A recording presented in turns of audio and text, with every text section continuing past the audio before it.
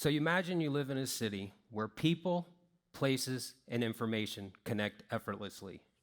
A city that uses data to make the most out of your time and resources and keep you safe. Imagine a smart city that improves your life and the lives of those that live here, work here, and visit here.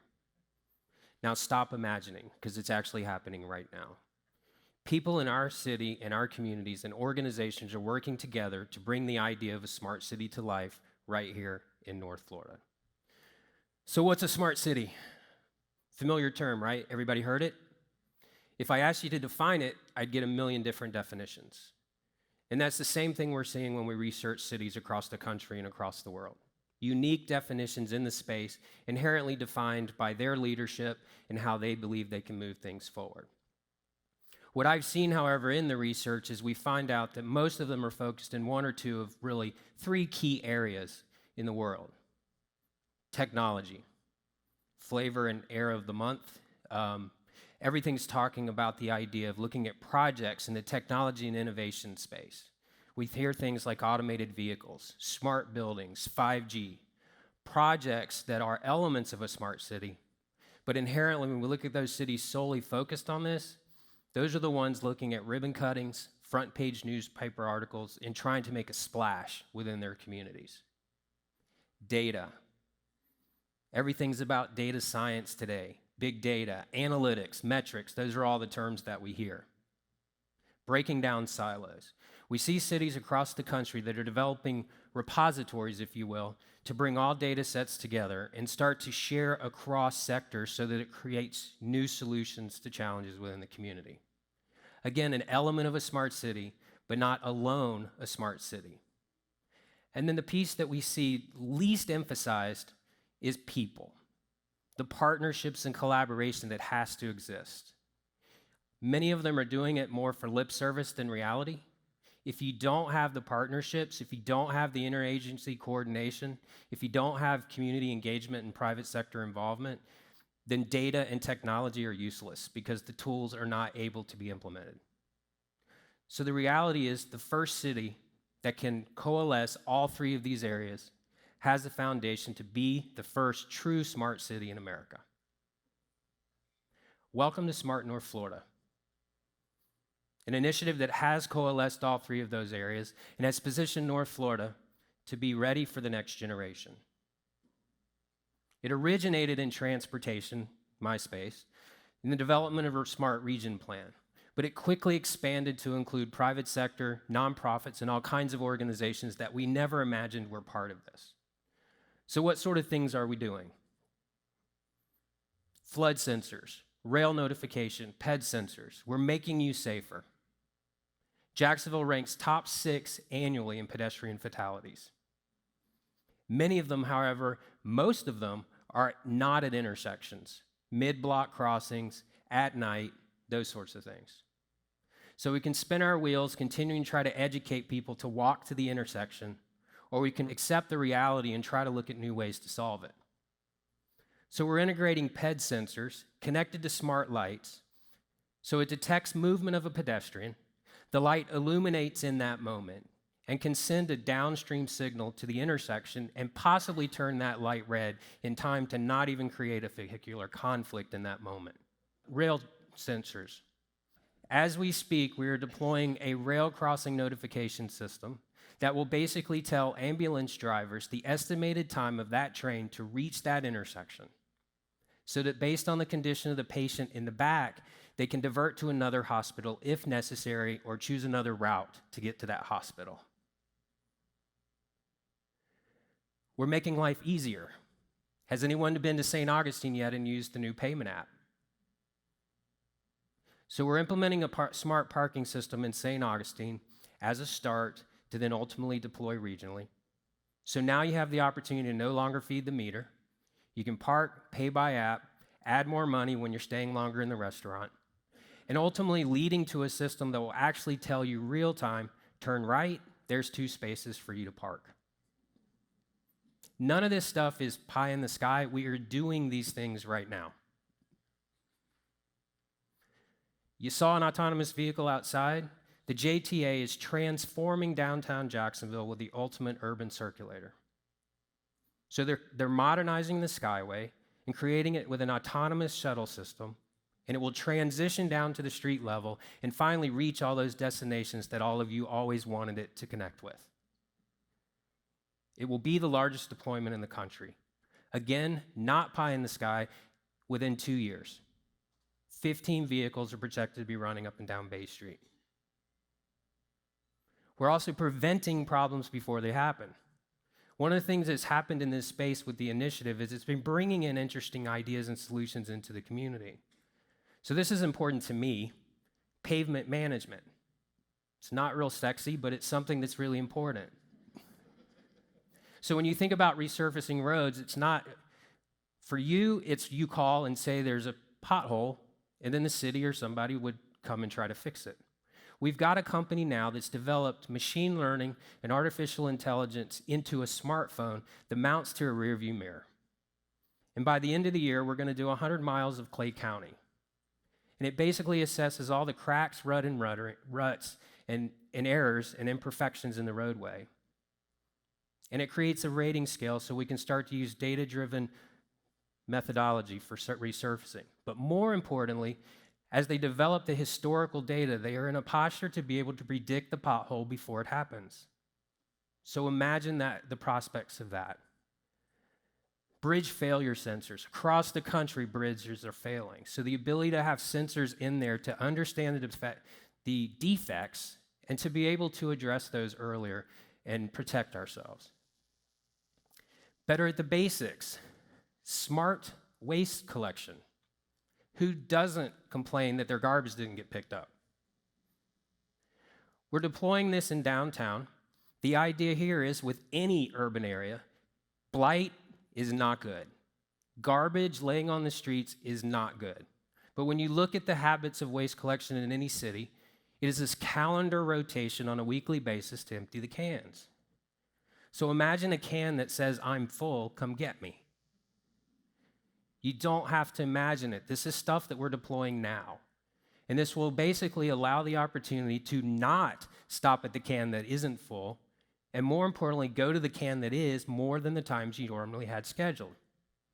So not only do you improve the condition of downtown, but you improve the efficiencies of the company that is doing the efforts. The North Florida Data Exchange. So we talked about the repository. This is a new public utility that is open and available right now.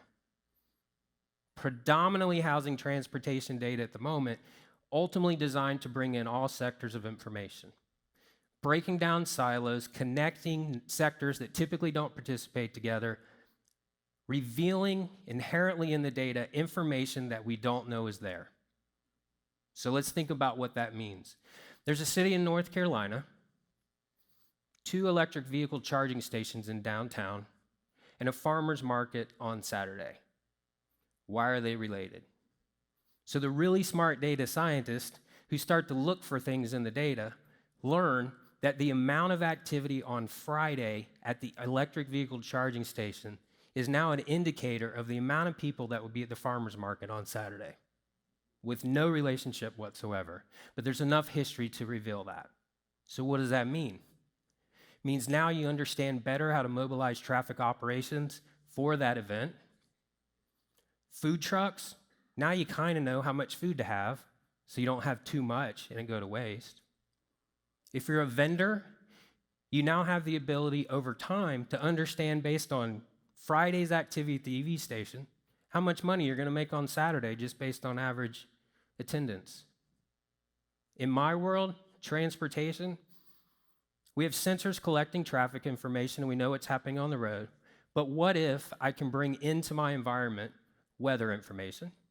What if I could bring in special event information so I know something's happening at some particular time? What if I brought in law enforcement information to know they're on a call somewhere? What if JEA, I brought in the data sets from the exchange and knew that there's a service call dealing with a broken water main? And so suddenly now in transportation space, I can react better to the situation and protect you and create a situation for you that's better from a travel home perspective. but more importantly, over time, it can predict. So what if I start to learn in all of this that the third Thursday of every March, there's a larger propensity of crashes in Southside. So now the third Thursday of every March, we're going to mobilize people in advance of that because statistically there's a likelihood of crashes. So we become more efficient in public services. This has been a game changer for what's happening in Northeast Florida. This is the heart and soul of what's happening because what it's doing is it's revealed a number of things. A tech community that we didn't know existed. Why? Because they're not members of the chamber. They spend their time in meetups over beer and pizza in warehouses. And so what we thought was, how could we coalesce them? These are the change agents in the new modern era that we're in. Entrepreneurs creating solutions and apps and business opportunities. Can we provide something like this to them to use the data to develop solutions in our community, but also have a business model to take that elsewhere? So how do we get them? Could public sector hold a meetup, and would they come? Tech and beer. That gets them there. But it gets them there for the purpose of coalescing. It gets them there for the purpose of having interaction with other industries. It creates an environment now where public sector can come in and participate with them, for them to know there's an initiative behind them. And what comes from this is that kind of connection. It allows investors the opportunity to come in here and connect with them. This environment is what revealed the idea of how silos can come down, how sectors can blend, and how to get out of your lane. I'm a 27-year transportation guy, and for the last year, I've gotten out of my lane, and I've taken a detour. So I've toured a homeless facility, and I see now the kind of things that are happening, and I see the amazing work that's going on. And through the interactions with them, we have an opportunity now, through the data exchange and what we're doing with the initiative, to bring together all the data sets from 45 different organizations in Northeast Florida that are in the homeless space. So we get a better picture of what the issue is. We can develop metrics to understand if the interventions are actually working. Education. So the great digital divide today. Those of you my age and older, you showed up to school on the first day and you all got a textbook. I got one too. Didn't mean I read it, but we all started at the same place. Today, with online homework, online textbooks, and online testing, it's the great digital divide that's separating now those kids and parents who cannot afford quality devices, consistent internet, they're left behind. And so the ability to connect those kind of things is what we're doing. We have an initiative right now that's connecting them with devices and hotspots for those who can't afford, so we can do and create the level playing field that they deserve. I'm a father, and it kills me to see that they're left behind, and they have no chance if we don't give them that opportunity. And it couldn't be better timing today, because just in this past week, I have learned that the schools are already doing it, and they're starting to deliver hotspot devices to those in need. So the initiative is moving forward. Healthcare. So I find myself at Mayo. I'm in a meeting with their staff. They've just opened a life sciences entrepreneurial incubator. And in the meetings, their chief executive officer and their chief administrative officer, who's a friend of mine. Knowing my background, she's like, "Why are you here?" And I said, "Give me a minute, you'll hear." And I proceed to talk 15 minutes on the Smart North Florida initiative, how we've coalesced and built this ecosystem, mainly in the transportation space. And the CEO says at the end, if I change transportation to healthcare, it's the same story. And so what it reveals in the era we're in now is the universal language is data and collaboration. Collaboration being that key.